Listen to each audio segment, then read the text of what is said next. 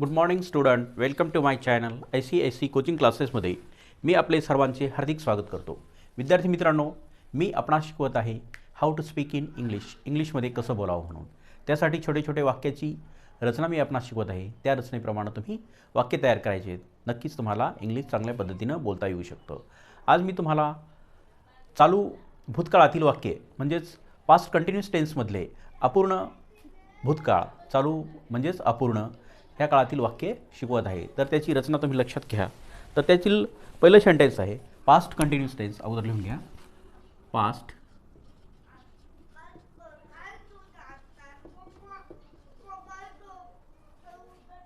Continuous tense,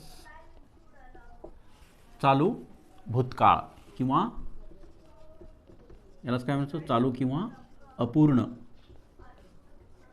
भूतकाळ. तर हे वाक्य कसे असतात तर त्याचं पहिलं उदाहरण बघा. I was playing. I was playing. I was playing, मी खेळत होतो. मी खेळत होतो. आय वॉज प्लेईंग, मी खेळत होतो.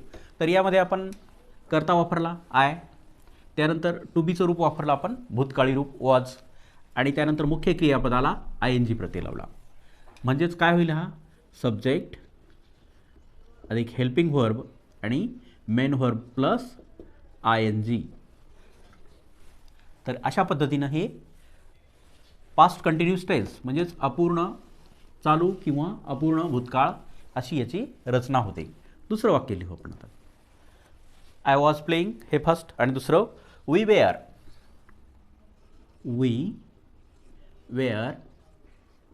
Playing. We were playing a cricket.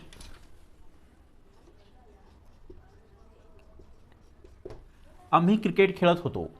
आम्ही क्रिकेट खेळत होतो. आम्ही cricket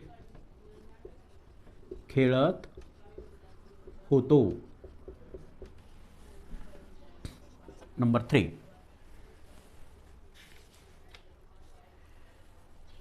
you were playing. You were playing. तू खेळत होता.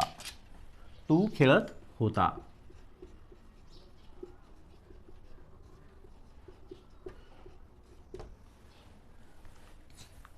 आता यू जे आहे तर यूच्या सोबत कधी पण टू बीचं भूतकाळी रूप जे आहे तर ते वेअरच वापरावं लागतं. You were playing.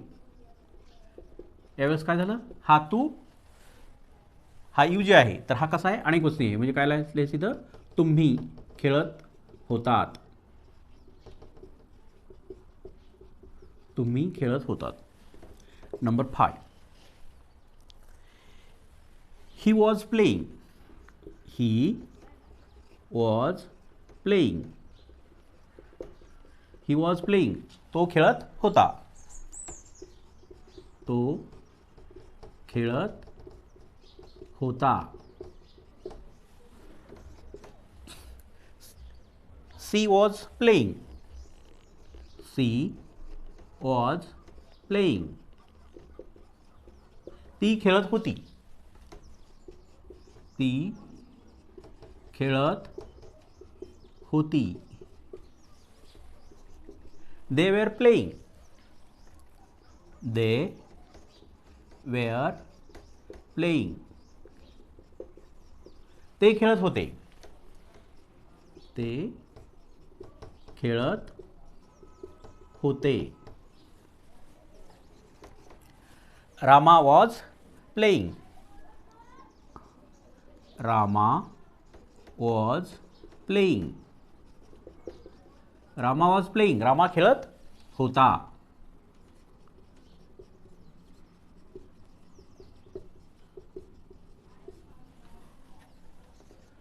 Radha was playing. Radha was playing. Radha खेळत होती.